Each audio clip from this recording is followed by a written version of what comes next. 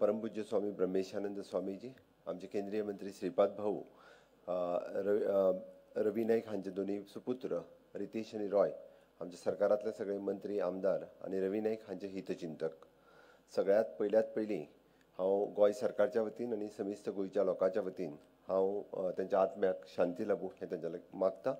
त्याच पद्दतीत त्यांच्या घरच्यांकूय बी हें दुख्ख पोचोवपाची ताकद दिवं। आमी पळयता स्वर्गीय भाऊसाहेब बांदोडकर हांकां तरी हांवें पळयलो ना, त्यांच्या मृत्यू उपरांत म्हजो जन्म जालो।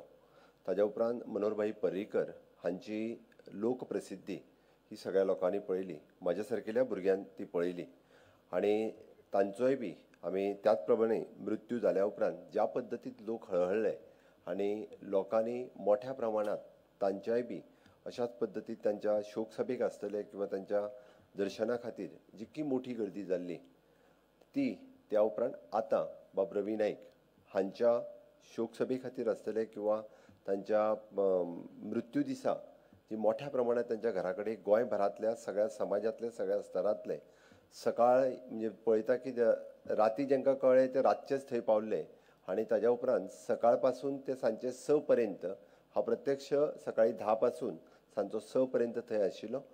वेगवेगळ्या स्तरांतले वेगवेगळ्या समाजांतले सगळे लोक थंयसर येवन गेले म्हणून ते बहुजन समाजाचे कैवारी आशिल्ले। ते जरी भंडारी समाजाचे नेते जाले, गोंयांतलो सगळो समाज वेगवेगळ्या पद्दतीत एके कडेन हाडपाचो वेगवेगळे कडेन तांच्यांनी केल्ले प्रयत्न हे सदोदीत आमकां याद उरतले। तांच्यांनी केल्लें काम हे म्हाज्या पयलीं उलयल्ल्या सगळ्या वक्त्यांनी सदोदीत सगळ्यांनी सांगलां, पण विशेश करून तेंचो आवडीचो सब्जेक्ट म्हणजे कूळ आनी मुणकार। कूळ आनी मुणकार म्हटलो आसत आज ज्या डिपार्टमेंटात कॅबिनेटात म्हणजे ते कलीग आशिल्ले, एग्रीकल्चर खातें जरी तेंच्या कडेन आशिल्लें जाल्यार सुद्दां कूळ मुणकाराचेर कोणी आमदार जरी उलयलो आसत जाल्यारूय बी ते स्वता उलोवपाक उबे रावताले आनी कूळ मुणकाराच्या विशयी आपूण एक्सप्लेनेशन दिवपाक तयार आसताले। आजूय जेन्ना आमी भायर डिस्कशन करताले तेन्ना कूळ मुणकार हे कसो फायदेशीर जावपाक शकता सामान्यांतल्या सामान्य मनशाक हाजेर ते उलयताले। हो तेंचो काळजांतलो सब्जेक्ट आशिल्लो। सातत्यात सगळ्या लोकांक म्हणजे कूळ मुणकारांक हो फायदो मेळपाक जाय हाच्या खातीर ते प्रत्येक फावटी वावुरल्या। आमी पळयता की गोंयांतल्या वेगवेगळ्या क्षेत्रांत जे जे खातें तेंच्या कडेन आशिल्लें तितून तेंचो योगदान हें खूब व्हड आसा। तांच्यांनी केल्लें काम हे पेडण्या पासून काणकोण पर्यंत लोकांक सदोदीत याद उरतलें। विशेष करून अंत्रूज महालांतल्या लोकांक फोंड्याकारांक आमी जाका म्हणटा की फोंड्यांत वेगवेगळ्या क्षेत्रांत तांच्यांनी केल्ली डेव्हलपमेंट ह्या सदोदीत कालांतरांत आमी सदोदीत याद दवरतले। तांच्यांनी सुरू केल्लें आपलें शैक्षणीक संकूल हे गोंयांतल्या कितल्याशाच भुरग्यांक म्हणजे आपलें शैक्षणीक एड्युकेशन कंप्लीट करपा खातीर हें खूब मोठ्या प्रमाणात तांचें योगदान आसा। तांच्यांनी आपल्या विशेष करून भंडारी समाजा खातीर केल्लें कार्य आनी भंडारी समाजाक एकत्र हाडपा खातीर आनी शेवटचे सगळ्या लोकप्रतिनिधींचो केल्लो सत्कार जे सदोदीत सगळ्या जाणांक याद उरता।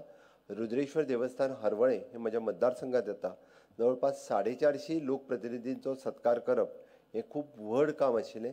हे तेंच्यांनी शेवटचो म्हाका दिसता जाहीर व्यासपिठा वयलो हो तेंचो कार्यक्रम आशिल्लो। ती सातत्यात लोकांक प्रेरणा दिवपी हांव तर म्हणटलो की गोंयांतल्या युवकां खातीर तें एक प्रेरणा स्थान आशिल्लें।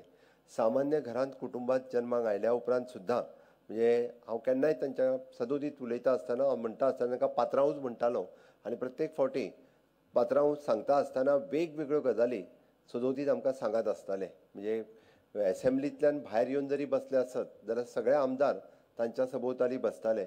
उपरांत एक खंयची तरी गोश्ट आपल्या पुराय आयुश्यांतल्या 30 वर्सांच्या कार्यकाळांतलो एक्सपिरियन्स सातत्यात सदोदीत शेअर करताले आनी हें सांगता आसतना ते गायड करताले, ते मार्गदर्शन करताले।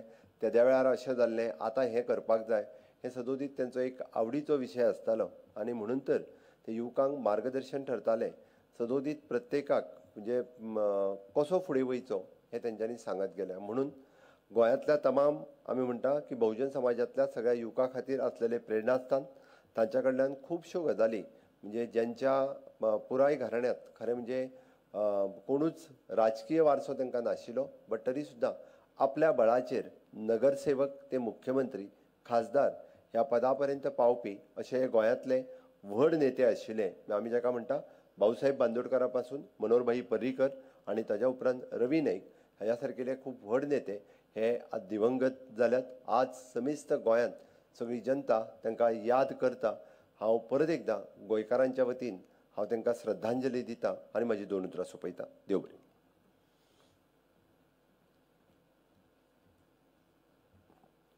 महाराष्ट्र राज्याचे मुख्यमंत्री श्री देवेंद्र फडणवीस यांना विनंती करते की त्यांनी स्वर्गीय रवी नाईक यांना आदरांजली वाहावी.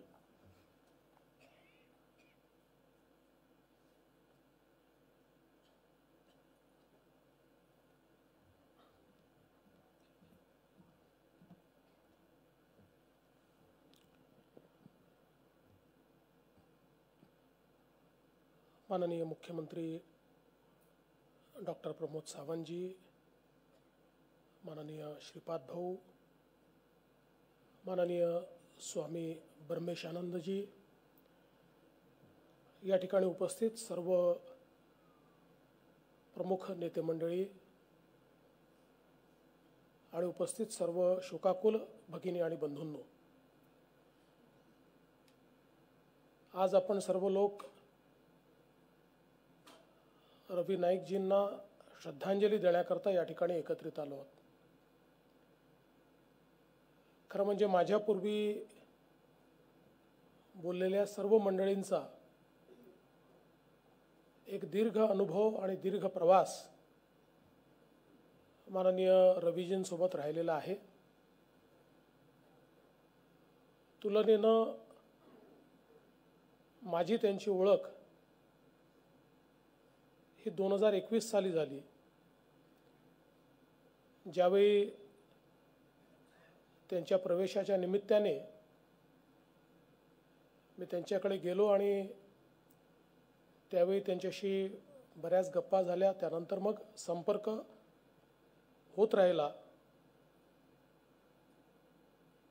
ओळख जरी उशिरा झाली असली तरी महाराष्ट्र आणि गोवा हे 2 राज्य सख्या भावांसारखे असल्यामुळे दोन्हीकडच्या राजकीय क्षेत्रातले नेते एकमेकाला माहिती असतात, तिथल्या घडामोडी माहिती असतात. त्यामुळे गोव्यातले एक प्रमुख नेते म्हणून रवीजींचा प्रवास हा मी देखील बघितलेला आहे. आणि खऱ्या अर्थानं राजकारणामध्ये अजातशत्रू अशा प्रकारचं व्यक्तिमत्व ठेवायचं आणि हसत खेळत आपली राजकीय कारकीर्द पूर्ण करायची, अशा प्रकारचे नेते हे फार कमी असतात. त्यातलेच एक नेते म्हणून रवीजींकडे आपण बघू शकतो. त्यांनी आपल्या जीवनामध्ये मोठा संघर्ष देखील केला, पण व्यक्तिगत कोणाचा दुस्वास कधी केला नाही.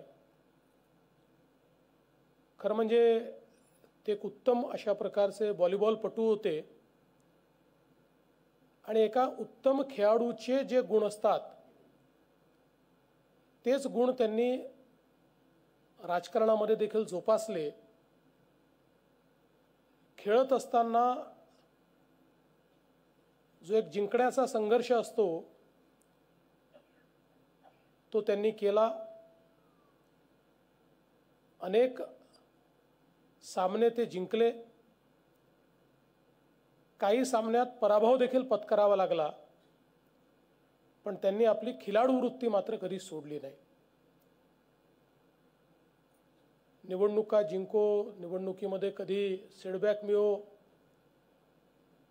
कधी राजकारणामध्ये सर्वोच्च पदावर काम करायची संधी मिळो, कधी न मिळो, या सगळ्या परिस्थितीमध्ये आपल्या स्वभावामध्ये त्यांनी बदल येऊ दिला नाही. आणि म्हणूनच सातत्याने जनमानसामध्ये एक उत्तम नेते म्हणून त्यांची प्रतिमा ही कायम राहिली. अनेकांनी त्यांच्या कामाचा उल्लेख करत असताना आणि आता मुख्यमंत्री महोदयांनी कुळ आणि मुंडकरांकरता त्यांनी केलेलं काम याचा विशेष उल्लेख केला. समाजामध्ये जो नेता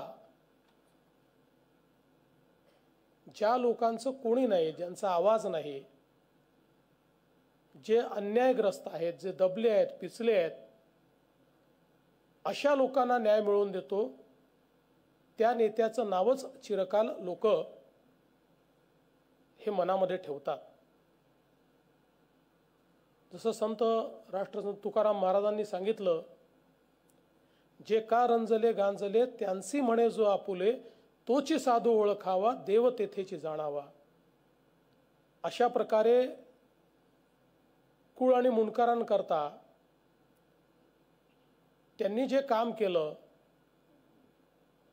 त्यातूनच ते बहुजनांचे नेते झाले आणि बहुजनांच्या मनामध्ये त्यांच्याबद्दल ही भावना तयार झाली की आम्हाला न्याय देणारा देव हा आहे.